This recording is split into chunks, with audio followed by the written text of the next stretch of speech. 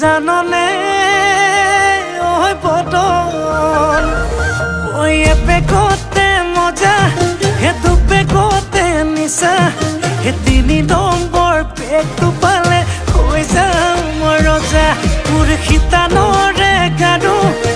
হবিনে ঐ ৰুনু হেতুকে পালে নালাগে মোক আনচুনো মনো মোৰ যৌৱনৰে জিলাতে এটি সৰু ঘৰ খেৰ পথাৰে